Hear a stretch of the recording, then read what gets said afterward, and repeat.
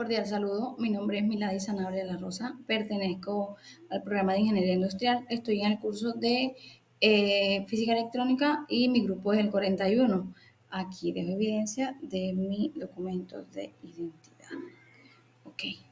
En el día de hoy voy a explicar a tarea 1 leyes básicas de circuitos, es que son cuatro conceptos fundamentales. Ok, bienvenidos. Comenzamos. La ley de Ohm. Es una ley en la electricidad que establece que la fuerza de una corriente continua es directamente proporcional a la diferencia de potencial e inversamente proporcional a la resistencia del circuito.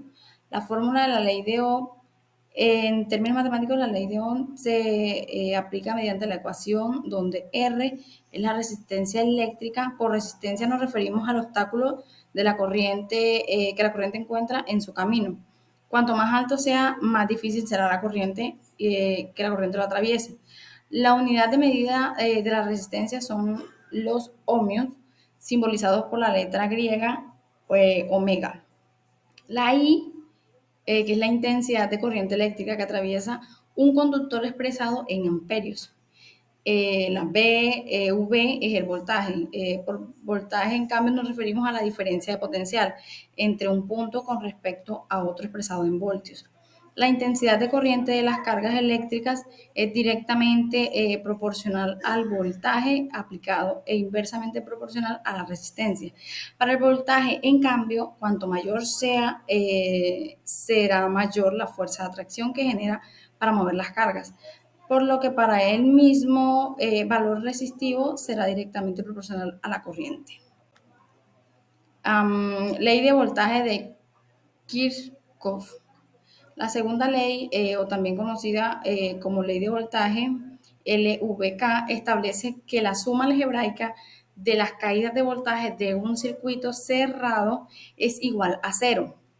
Es decir, que la suma de todas las caídas de voltaje debe ser igual al voltaje de entrada. Si nos damos cuenta, podemos notar en esta ley se basa en el principio de la conservación de la energía, ya que la energía total suministrada a un circuito debe ser igual a la energía total consumida. Tenemos algunos conceptos importantes para entender la ley de voltaje de Kirchhoff. Tenemos el circuito cerrado, que se puede traducir como una serie de componentes que están unidos entre sí para hacer algún tipo de funcionamiento en específico. Cabe mencionar que estos deben de estar conectados de forma que la corriente pueda fluir desde el polo positivo hasta el polo negativo de una fuente de alimentación o de voltaje. En el caso de la corriente alterna, debe ser desde la fase hasta el neutro. Tenemos el circuito cerrado, abierto, que ocurre cuando por alguna razón la corriente deja de fluir desde el polo positivo al negativo, ya sea por un componente dañado, un interruptor abierto, un cable en mal estado e incluso que haya entrado un componente de protección para abrir el circuito de esta manera. Tenemos la malla eléctrica, que es la ramificación de un circuito que cierra el camino de la corriente, por lo que todos los componentes que se encuentran dentro de esta comparten la misma corriente. Cabe mencionar, las ramificaciones que se rigen gracias a los nodos y que un circuito eléctrico puede tener diferentes ramificaciones, por lo cual se pueden tener varias mallas. Tenemos los nodos eléctricos, que está conformado por la unión de dos o más componentes en un mismo punto dentro de un circuito eléctrico. Cabe mencionar que estos nodos pueden estar a simple vista o distribuidos a lo largo de un mismo cable. Es importante aclarar que cuando se representa un circuito dentro del papel, siempre se coloca de forma que se pueda entender a simple vista, sin importar si el dibujo se ponen más líneas que conecten entre sí los componentes, ya que si se acomodaran por la forma en que están conectados, los nodos serían muy difíciles de leer.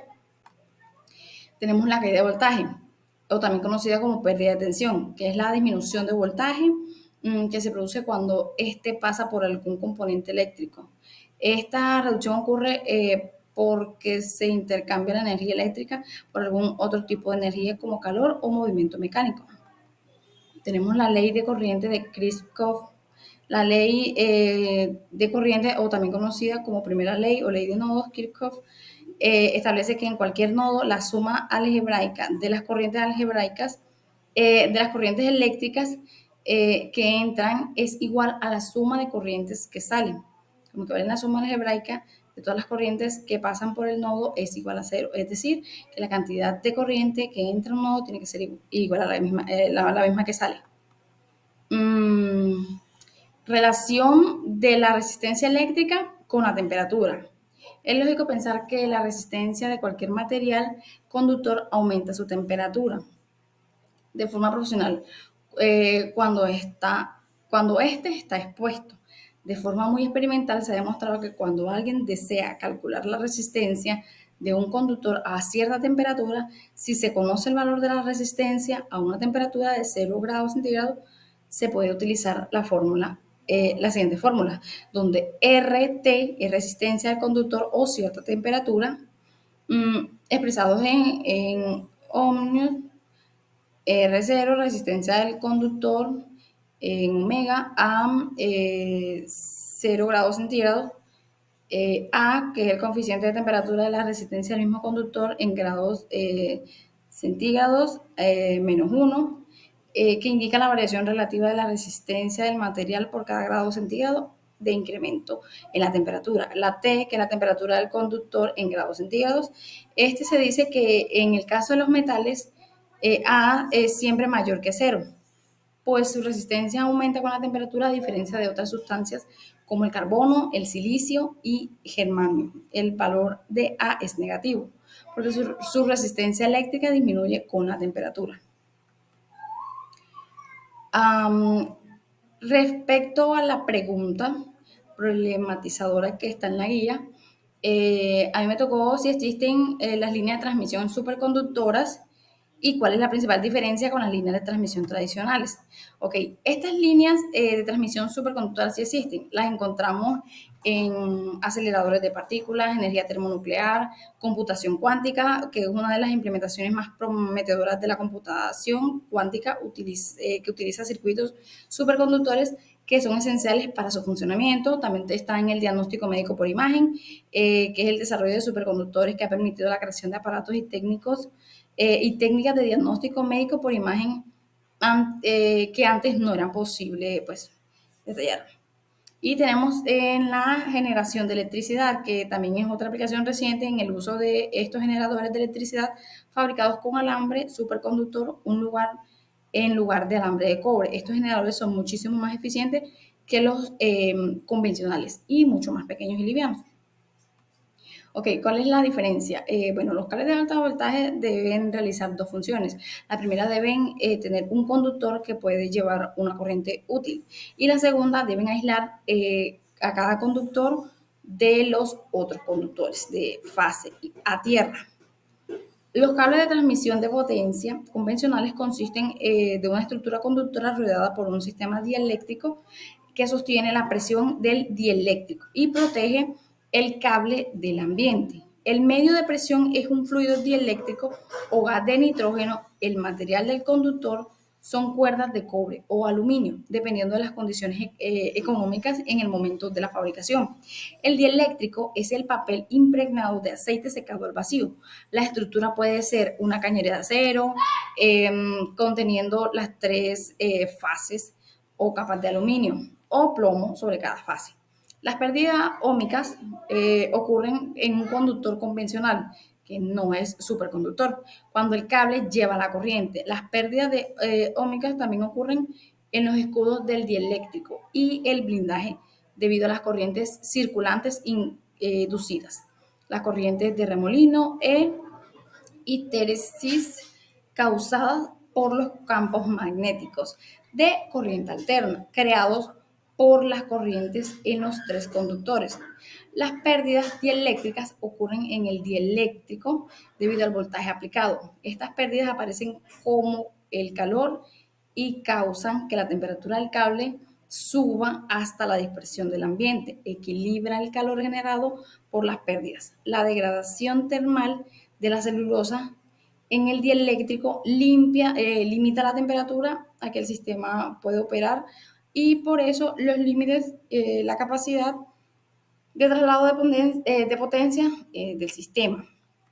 Okay. Y el diseño de cables superconductores, pues es la motivación para un cable superconductor, pues es reemplazar el conductor metálico con un superconductor que puede llevar una corriente más grande con la más baja pérdida o pérdida